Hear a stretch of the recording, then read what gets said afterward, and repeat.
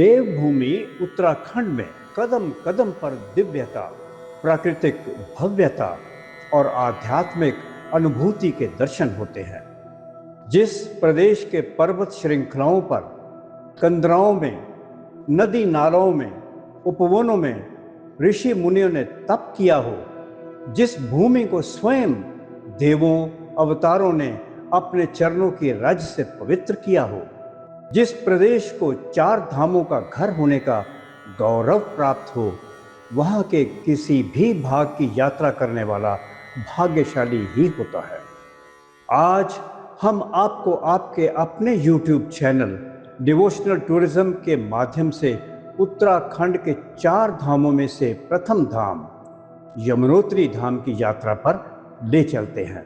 यदि आपने अभी तक अपने चैनल डिवोशनल टूरिज्म को सब्सक्राइब नहीं किया तो सब्सक्राइब करें और बेल आइकॉन को अवश्य दबाएं। तो चलिए चलते हैं आप और हम सूर्यपुत्री यमुना के उद्गम स्थल यमुनोत्री धाम। यमुनोत्री धाम चलने से पहले हो सकता है कि आपके मन में कई एक प्रश्न हों, जैसे यमुनोत्री कहाँ है, यमुनोत्री की यात्रा ही क्यों, यमुनोत्री का पौराणिक महत्व क्या है, यमुनोत्री कैसे पहुंचा जा सकता है और यमुनोत्री में खाने पीने की व्यवस्था क्या है।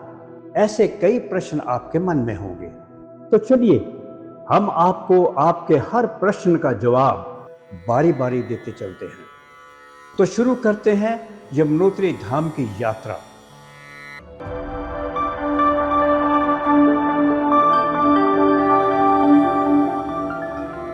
शास्त्रों ने इस धाम को मां यमुना का निवास स्थान कहा है। मान्यता है कि महाभारत काल में पांडवों ने 4 धाम यात्रा की शुरुआत यमुनोत्री से ही की थी। तभी से 4 धाम यात्रा का शुभ आरंभ यहीं यमुनोत्री से ही किया जाता है। यमुनोत्री उत्तराखंड के जिले उत्तरकाशी, जो समुद्र तल से 3235 मीटर की ऊंचाई पर स्थित है, मां यमुना का दिव्य मंदिर है। पुराण कहते हैं कि यहाँ से यमुनोत्री का उद्गम हुआ। वहाँ स्नान करने और जल पीने से मनुष्य पाप मुक्त हो जाता है और उसके 7 कुल पवित्र हो जाते हैं।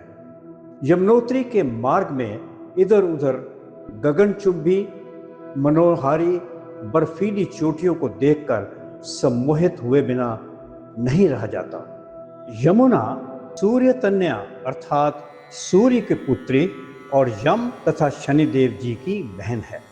हमारे पुराणों में उल्लेख है कि भगवान श्री कृष्ण की पटरानियों में से एक कालिंदी यमुना भी है। यमुनोत्री से यमुना का उद्गम स्थल मात्र 1 किलोमीटर की दूरी पर है। यहाँ से यमुनोत्री ग्लेशियर को देखना अत्यंत रोमांचक होता है। मंदिर से 1 किलोमीटर की दूरी पर यमुना उद्गम की चढ़ाई अत्यंत दुर्गम है। इसके चलते श्रद्धालु मंदिर दर्शन करके ही लौट आते हैं। यमुनोत्री मंदिर का अधिकांश हिस्सा 1885 में गढ़वाल के राजा सुदर्शन शाह जी ने लकड़ी से बनवाया था और वर्तमान मंदिर का स्वरूप का श्रेय जाता है गढ़वाल नरेश प्रताप शाह जी को। मंदिर का फिर अपडेट किया गया जयपुर की महारानी गुलेरिया जी द्वारा 19वीं सदी में। भूकंप से एक बार फिर ध्वस्त हो चुका है मंदिर। इसका पुनर्निर्माण फिर से करवाया गया। यहाँ पर प्रकृति के अद्भुत आश्चर्यचकित जल ध्वनियाँ भभकते हुए ओम के समान ध्वनि से निकलती है। तलहटी में 2 शिलाओं के बीच जहाँ गर्म जल का स्रोत है, वहीं पर एक संकरित स्थान में यमुना जी का मंदिर है।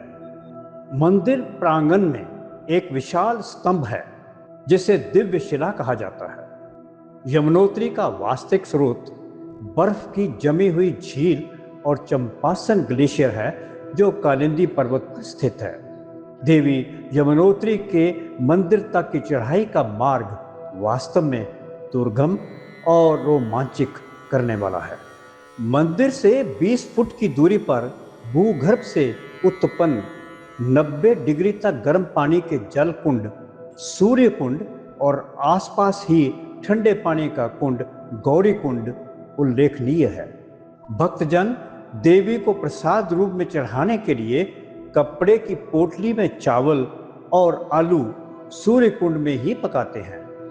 यमुनोत्री से कुछ पहले भैरव घाटी, जहां भैरव मंदिर है, यमुनोत्री तीर्थ जाने का अंतिम मोटर अड्डा हनुमान चट्टी है। इसके बाद नारद चट्टी, फूल चट्टी और जानकी चट्टी से यमुनोत्री तक पैदल मार्ग है। इन चट्टियों में से सबसे महत्वपूर्ण जानकी चट्टी है, क्योंकि यहाँ पर रात्रि विश्राम का बहुत अच्छा प्रबंध होने का इंतजाम है। अधिकांश यात्री यहीं पर ठहरते हैं। वैसे भी अब तो यहाँ तक हल्के वाहनों द्वारा पहुंचा जा सकता है।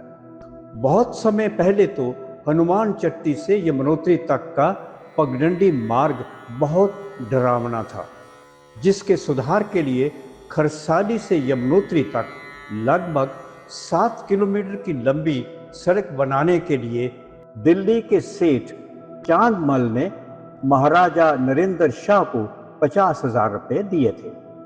हनुमान चट्टी से यमुनोत्री तक की चढ़ाई में अनेक मनमोहक झरने हैं। दुर्गम चढ़ाई के आसपास घने जंगलों की हरियाली चित्त को प्रसन्न कर थकान को कम करने का काम करती है।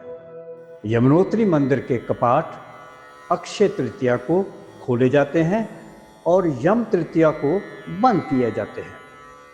ऋषिकेश से बस, कार, टैक्सी द्वारा फूल चट्टी तक पहुंचा जा सकता है।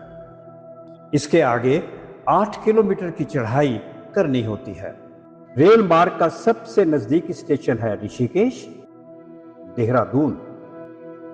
वायु मार्ग से आने वालों के लिए हवाई अड्डा है देहरादून का जाली ग्रांट एयरपोर्ट। यदि ये वीडियो आपको पसंद आया हो तो अपने मित्रों और प्रियजनों को शेयर करना ना भूलिएगा।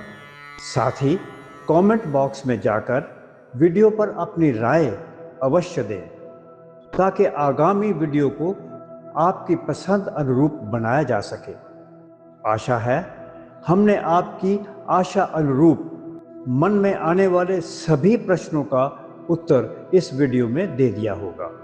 आपकी अमूल्य प्रतिक्रिया हमारा मार्गदर्शन करेगी। हमारे अगले वीडियो तक के लिए हम आपसे लेते हैं विदा। जय यमुना मैया, जय यमुना मैया, जय यमुना मैया।